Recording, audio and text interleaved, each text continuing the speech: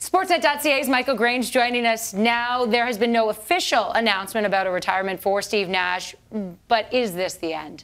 It has to be, Ivanka. He's got 1 year left on his contract, and basically he spent every moment since the end of last season trying to get himself physically ready to play. He's been suffering nerve injuries that stem back from a broken leg he suffered in his first year with the Lakers almost 2 years ago now, and it's been a war against his body, frankly, ever since. He's 40 years old, on his way to 41. I think it's time.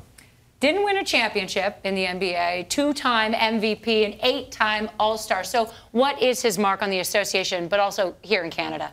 Where do you start? Where do you finish? I mean, he really will go down as a legendary figure in Canadian sports, let alone Canadian basketball.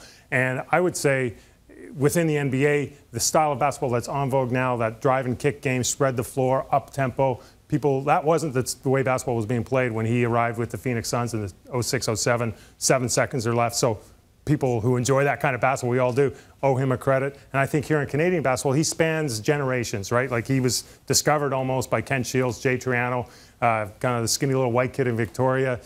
And then here he is as a mentor to Andrew Wiggins, Anthony Bennett, and the list goes on of young Canadian players in many ways inspired by him. And then when you look at what he did in the middle, his body of work as a two-time MVP, I could make the case he's the greatest Canadian athlete of all time.